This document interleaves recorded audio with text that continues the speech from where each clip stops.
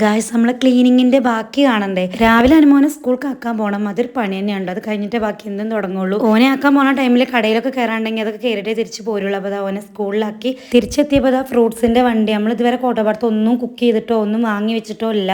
നോമ്പിന് നമ്മളിവിടെ ഉണ്ടായിട്ടില്ലല്ലോ. അപ്പോൾ ഞാൻ കുറച്ച് ഫ്രൂട്ട്സ് ഒക്കെ വാങ്ങി. ഫ്രൂട്ട് സാലഡ് ഉണ്ടാക്കണമെങ്കിൽ അതിന് വേണ്ടിയിട്ടുള്ളതും പിന്നെ ഈ ഒരു ജ്യൂസിന്റെ മുന്തിരിയും കുറച്ച് വാങ്ങിയിട്ടുണ്ടായിരുന്നു. പിന്നെ വത്തക്ക അങ്ങനത്തെ ഐറ്റംസ് ഒക്കെ ഇട്ടോ. പക്ഷേ വണ്ടി പോയി വരുമ്പോഴത്തേക്കും ഏകദേശം 4 മണിയൊക്കെ ആവും. പിന്നെ പോയി നമ്മളിത് വാങ്ങിക്കൊടുണ്ടേന്ന് വിചാരിച്ചിട്ട് ഞാൻ അത് കണ്ടപ്പോൾ അങ്ങനെ വാങ്ങിട്ടു. എനിക്ക് വേണ്ട ഐറ്റംസ് ഒക്കെ അവിടുന്ന് കയറി നേരെ ഞാൻ അലക്കാനുള്ള ഡ്രസ്സൊക്കെ സോപ്പിലിട്ട് വെച്ചിട്ടോ. കാരണം കുറച്ചധികം അലക്കാൻ വേണ്ടിയിട്ടുണ്ടായിരുന്നു. അപ്പോൾ നേരത്തെ കാലത്തെ സോപ്പിലിട്ട് വെച്ചാൽ നമ്മൾ എന്തായാലും അലക്കും.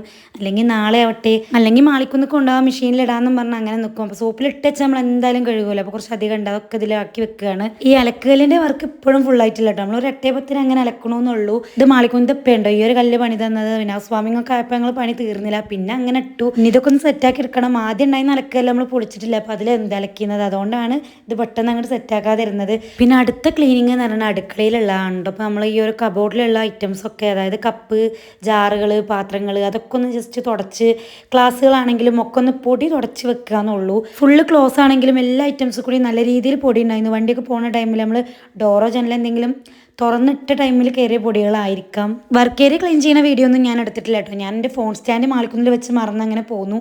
പിന്നെ ഞാൻ തന്നെ ചെറിയൊരു സ്റ്റാൻഡ് വെച്ച് അങ്ങനെ അഡ്ജസ്റ്റ് ചെയ്ത് എടുക്കുകയാണ് വീഡിയോ. വേറൊരാൾ വീഡിയോ എടുത്തു തരാനില്ല, അതുകൊണ്ട് ഞാൻ ആ വീഡിയോ ഒന്നും എടുത്തില്ല. പിന്നെ ഇതാ ഇങ്ങനെ ഇരുന്ന കബോർഡ് നമ്മൾ ഇങ്ങനെ ആക്കിയിരിക്കണു. അത്യാവശ്യം ഒന്ന് അറേഞ്ച് ചെയ്ത് വെച്ചു. ഇനി ഇത് കുറച്ച് ദിവസം കഴിഞ്ഞാൽ പഴയ പോലെ തന്നെ ആവട്ടോ. എൻ്റെ പൊന്നു, ഫ്രിഡ്ജ് തുറന്നപ്പോഴാണ് എൻ്റെ കിളി പോയത്. ഈ ഒരു അവസ്ഥയായിരുന്നുണ്ടോ ഫ്രിഡ്ജ് തുറന്ന ടൈമിൽ. ഫ്രിഡ്ജ് ഫുള്ള് കേക്കിൻ്റെ കളർ ബോട്ടിൽ മറിഞ്ഞ് അങ്ങനെ പോയിട്ടുണ്ടായിരുന്നു. അതാണ് ഏറ്റവും കൂടുതൽ വൃത്തികേടായത്. അതൊക്കെ ഞാൻ ഈ രീതിയിലാക്കി മാറ്റിയെടുത്തുക്കണു. ഒന്നും നോക്കിയില്ല, ഐറ്റംസ് ഒക്കെ പുറത്തേക്കാണ് തട്ടിയിട്ട് അടുക്കളയിൽ നിർത്തി കുളിപ്പിച്ച് കുട്ടപ്പനാക്കി എടുത്തിട്ടാ ഞാൻ. ഇതിലുള്ള തട്ടുകളും പാത്രങ്ങളൊക്കെ അയച്ചിട്ടാണല്ലോ നമ്മൾ ക്ലീൻ ചെയ്യുക. അപ്പോൾ അത് ഇങ്ങനെ പുറത്തിട്ടിട്ട് അവിടെ വെച്ച് ക്ലീൻ ചെയ്തു. പിന്നെ ഇതാണ് കളറ്, ഫുള്ള് കളറ് സ്പ്രെഡ് ആയിരുന്നു കേട്ടോ നമ്മൾ ഫ്രിഡ്ജിൽ. ഫ്രിഡ്ജ് കണ്ടിട്ട് ഇനി പലർക്കും ഒരു നെഗറ്റീവ് ഉണ്ടാവും. കാരണം ഇത്രയും മോശമല്ലേ വിചാരിച്ചിട്ട് ഏകദേശം എല്ലാവരും ക്ലീൻ ആക്കാനാവുമ്പോൾ ഇങ്ങനെയൊക്കെ ആവും. പിന്നെ നമ്മൾ 10 ദിവസം ഉണ്ടായിരുന്നു, അതിൽ പകുതി ദിവസവും ഫ്രിഡ്ജ് ഓഫാക്കി. അതുകൊണ്ടാണ് കേട്ടോ ഇങ്ങനെ ആയത്. പിന്നെ ഇക്കൂട്ടത്തിൽ ഇനി ഏറ്റവും കൂടുതൽ ചതിച്ചത് ഇവരാണ്. ഈ ഒരു കളറുകൾ ഞാൻ കേക്ക് ഉണ്ടാക്കുന്ന ടൈമിലുള്ള കളറുകളാണ്. അപ്പം ഞാനത് ഒഴിവാക്കിയിട്ടുണ്ടായിരുന്നില്ല. അത് ഫുള്ള് സ്പ്രെഡ് ആയിരുന്നുണ്ടോ. കേക്കിൻ്റെ ഐറ്റംസ് തന്നെ ഒരുപാട് മുറി വെക്കാണ്ടായിരുന്നു. വർക്ക് ഏരിയയിലായിരുന്നു ഒരു 1.5 പണി. കാരണം പാത്രങ്ങളൊക്കെ കഴുകണ്ടേ.